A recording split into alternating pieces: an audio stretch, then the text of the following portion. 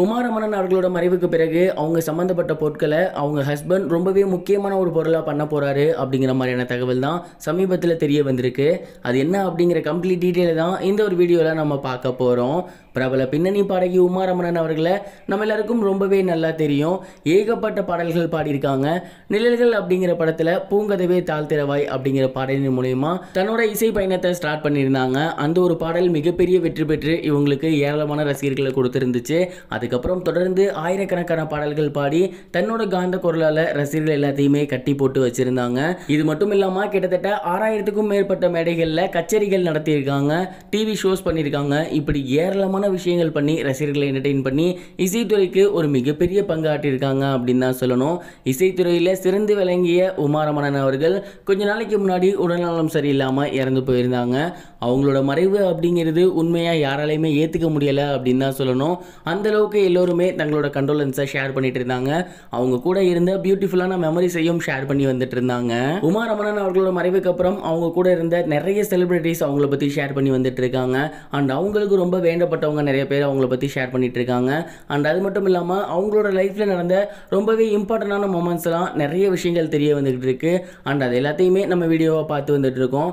அந்த வகையில் அவங்களோட மறைவுக்கு அப்புறம் அவங்க சம்மந்தப்பட்ட பொருள் ஒன்று அவங்களோட ஹஸ்பண்ட் ரொம்பவே முக்கியமான விஷயமா மாற்ற போறாரு அப்படிங்கிறது தான் தெரிய வந்திருக்கு. அது என்ன அப்படின்னா, உமா ரமணன் அவர்களோட தாலி தான். அவங்க ஆசையாக கட்டியிருந்த தாலியை என்ன பண்ணியிருக்காங்க அப்படின்னா, அந்த தாலியை வந்துட்டு அவங்க இறந்ததுக்கு அப்புறம் எங்கேயும் போய் விட வேணாம், நம்ம அதை மோதிரமாக பண்ணி மாட்டிக்கலான்னு ரமணன் சார் முடிவு பண்ணியிருந்திருக்காரு. எங்களோட வாழ்க்கை பயணம் அங்கே தான் தொடர்ந்துச்சு. மேலும் அது அவங்க கழுத்தில் பல வருடங்களாக இருந்திருக்கு.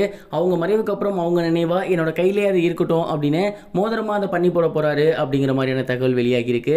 நீங்கள் இதை பற்றி என்ன நினைக்கிறீங்க? கமெண்ட் பாக்ஸில் ஷேர் பண்ணுங்க. இது ஒரு புறம் இருக்க, ரஜினிகாந்த் அவர்கள் கூலி படத்தோட இஷ்யூ பற்றி தன்னோட கருத்தை சமீபத்தில் ஷேர் பண்ணியிருந்தாரு. இயக்குனர் லோகேஷ் கனகராஜ் அவர்களோட இயக்கத்தில் ரஜினிகாந்த் அவர்கள் நடிக்க போகிற படம் தான் கூலி. இந்த ஒரு படம் ரொம்பவே பிரம்மாண்டமான முறையில் உருவாக போகுது அப்படிங்கிற மாதிரி அனௌன்ஸ்மெண்ட் வெளியாகி இருந்துச்சு. மேலும் நடிகர் ரஜினிகாந்த் அவர்கள் இதில் வில்லன் ரோல் பண்ண போறாரு அப்படிங்கிற மாதிரியான டாக்ஸும் வந்துட்டு இருக்கு. ரொம்பவே சூப்பராக இந்த படத்தோட கிளிம்ஸ் ரிலீஸ் ஆகி ரசிகர்கள் மத்தியில் மிகப்பெரிய வரவேற்பு பெற்றிருந்துச்சு. அதுலேயும் குறிப்பாக டிஸ்கோ சாங் ரொம்பவே வைரலாக போய்கிட்டு இருக்கு. அந்த ஒரு பாடலுக்கு காப்புரிமை வாங்காம பயன்படுத்திட்டாங்க அப்படின்னு இளையராஜா அவர்கள் கேஸ் போட்டிருந்தது எல்லோருக்குமே மிகப்பெரிய ஒரு ஷாக்காக இருந்துச்சு. அந்த ஒரு விஷயம் மிகப்பெரிய இஷ்யூவாக மாறி இருந்துச்சு. ரஜினிகாந்த் அவர்கள் சமீபத்தில் மும்பை போயிட்டு மறுபடியும் சென்னைக்கு ரிட்டர்ன் வந்திருந்தாரு. அப்போ அவர்கிட்ட நிறைய பேர் இந்த கேள்வி கேட்டாங்க, உங்களோட நண்பர் உங்களோட படத்துக்கு இந்த மாதிரியான ஒரு விஷயம் பண்ணியிருக்காரு, இதை பற்றி நீங்கள் என்ன நினைக்கிறீங்க அப்படின்னு. வழக்கம் போல ரஜினிகாந்த் அவர்கள் அவரோட பாணியில ஆன்சர் சொல்லிட்டு போயிட்டாரு. அவர் என்ன சொல்லியிருந்தாரு அப்படின்னா, ஒரு இசையமைப்பாளருக்கும் தயாரிப்பாளருக்கும் இருக்க பிரச்சனை, இதில் எனக்கும் அதுக்கும் எந்த சம்மந்தமும் இல்லை அப்படின்னு சொல்லி போயிட்டாரு. அவர் எப்பயுமே இப்படி தான். நீங்கள் இதை பற்றி என்ன நினைக்கிறீங்க? கமெண்ட் பாக்ஸில் ஷேர் பண்ணுங்க. இது வரைக்கும் கனெக்டிங் டிவிக்கு சப்ஸ்கிரைப் பண்ணனா மறக்காம சப்ஸ்கிரைப் பண்ணிக்கங்க. உடனடி அப்டேட்ஸ் பெறுவதற்கு நோட்டிஃபிகேஷன் பெல்லையும் கிளிக் பண்ணிக்கங்க.